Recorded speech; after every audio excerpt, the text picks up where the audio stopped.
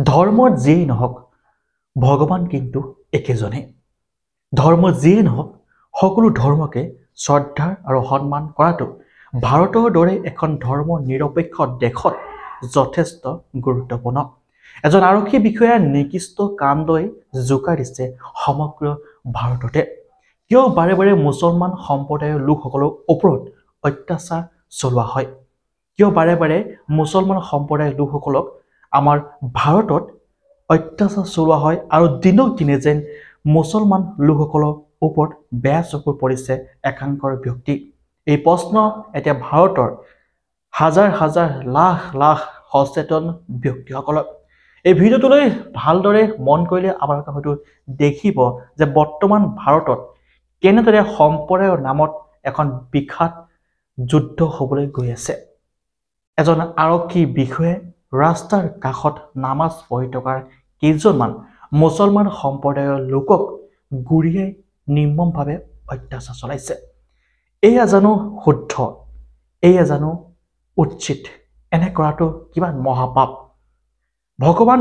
সকলোৱে জানে যে ভগৱান বিভিন্ন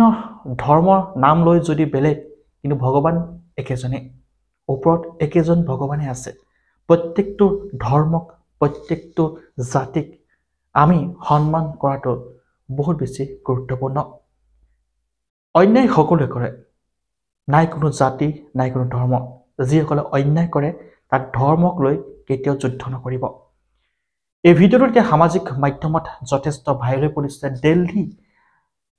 ৰাজপথত এই ভিডিঅ'টো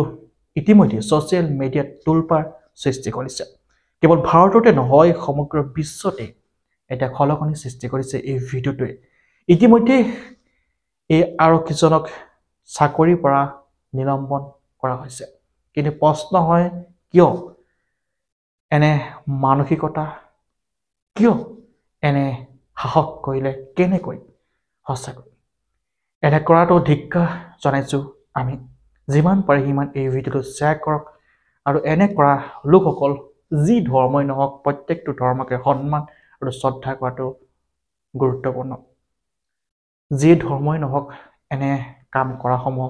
কঠোৰতকৈ কঠোৰ শাস্তি প্ৰদান কৰিব লাগে যিমান পাৰে সিমান এই ভিডিঅ'টো শ্বেয়াৰ কৰক আৰু প্ৰত্যেকেই লিখক যে ভাৰতৰ দৰে এখন ধৰ্ম নিৰপেক্ষ দেশত সকলো ধৰ্মই সমান আৰু সকলো ধৰ্মকে আমি শ্ৰদ্ধা আৰু সন্মান কৰাটো আমাৰ কৰ্তব্য পালন ধন্যবাদ ভিডিঅ'টো শেষলৈকে চোৱাৰ বাবে যিমান পাৰে সিমান শ্বেয়াৰ কৰক জয় অসম আমাৰ দিনটো শুভ হওক তাৰে কামনা কৰি এই ভিডিঅ'টো পৰা এতিয়া বিদায় লৈছোঁ জয় অসম